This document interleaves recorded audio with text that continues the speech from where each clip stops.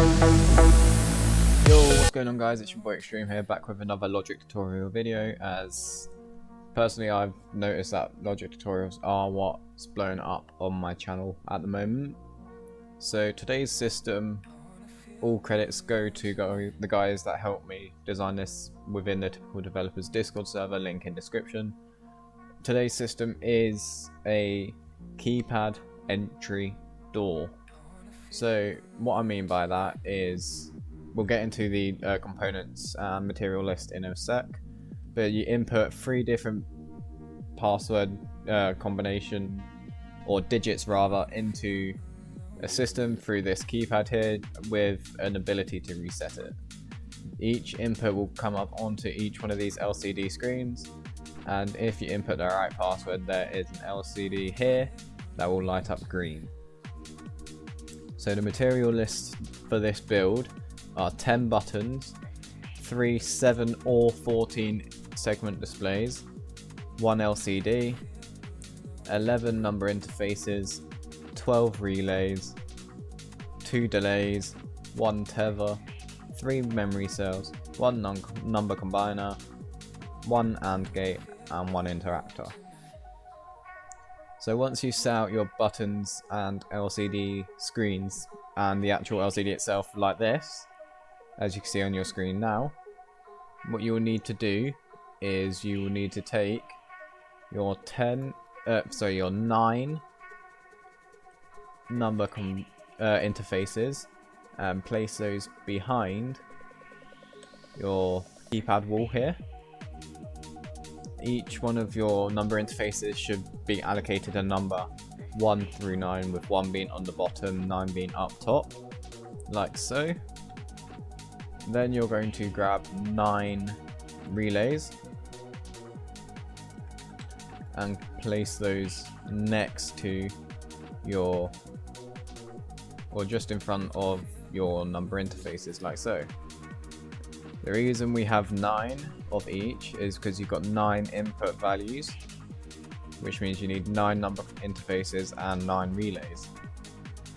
To start with, connect each one of your number interfaces to the left input of your relay.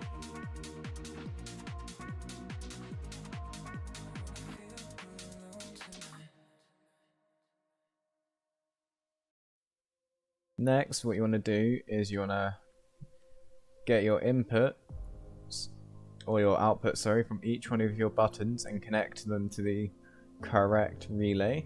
So number 1, being top left for me, comes to the bottom right input of the relay, of the bottom relay.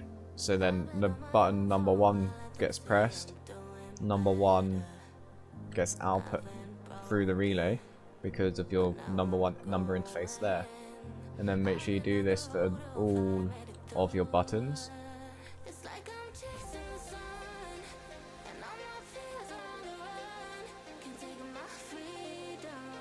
Cool, so once you've done that, I know it looks a mess here, but don't worry, this won't normally get seen by the user, it will only be this.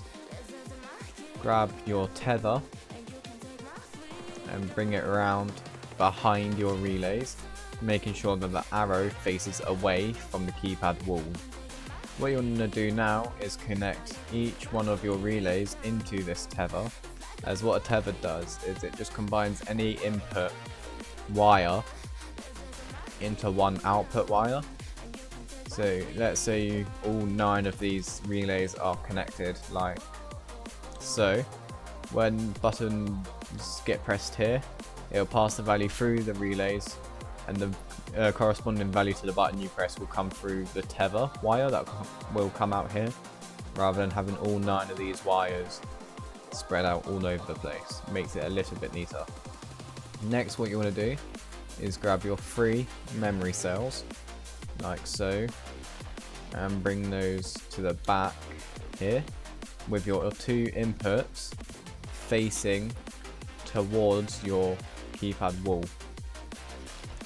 So what you want to do is just have them in a bit of a line like so, and then the next step is to grab 2 more relays again having your two inputs facing your wall. And place these between your two memory cells like that. Next, what you're going to do is you're going to grab both of your delays and bring them over. You're going to place one here like this with this relay, and do the same with the other relay, making sure that the output of the delay, so the smaller bit of the sand timer on top, is facing your number interfaces or your keypad wall.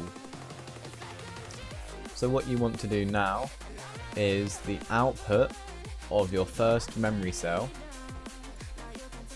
must go into the input of your first delay. This delay will then go into the right input of your relay. Your relay will then go into the left input of the first memory cell.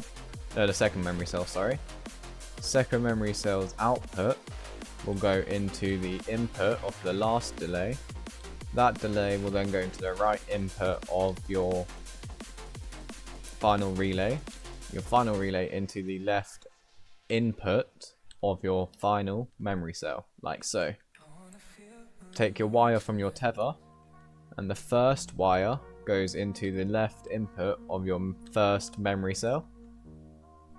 And then from there, you're just going to put a second wire into the left input of your first relay here, and your final wire from your tether into the left input of your second relay, like so. This is where we can now wire our reset button. For me, reset will be white, but you can allocate it whatever color you would like. And all you're going to do is connect each right input of your memory cell to your reset button, like so. I'm just going to make sure mine is definitely reset by pressing it. So the next thing you want to do is grab your number combiner, which looks like that, and place that behind your memory cells, like so. Make sure the 5 inputs of your number combiner face the memory cells. So your first memory cell on your left, that input goes into that output rather goes into the third input of the number combiner, your middle memory cell into the fourth, your right memory cell into the fifth, like so. What we can do here as well is take the leftmost output of the memory cell into the rightmost segment display, the middle into the middle, and your right memory cell into the left display, like so. What this will do is it will display button number 1, button number 2, button number 3 in terms of the digit that is pressed, as this will hold the value for your first digit, second digit, third digit. From here, you're going to want to grab your AND gate and place that behind your number combiner. Put the number combiner output into the right input of your AND gate. Grab your number interface, or another number interface rather, and press that next to your AND gate and assign it any password, 3 digits that you want. For me, I've done 643. So then you're just going to input that into the left input of your AND gate. You're then going to grab your final relay. Make sure your inputs of your relay face the output of your AND gate. Your AND gate will then input into the right input of your relay, and take your final number interface, make sure it has a value of 50, and feed that into the left input of your relay. What you will then do is grab your interactor like so, and feed the output of your relay into your interactor. You'll also feed the output of your relay into each one of your LCD inputs, like so. And that is your system built. So if I was to input a wrong password, so let's say I did 236, like so, you can see this has not lit up. So I'll reset that, and I'll now input the right password of 643, and that's the right password as this has lit up. So now you know how to make a 3-digit keypad working door. If you did enjoy this video, please do leave a like, subscribe and turn on post notifications. And like I said in the intro, join the Typical Developers Discord server in the description below, and possibly even my one. Both will be found in the description below. But that's it from me for this video, and I'll catch you in the next one. Goodbye.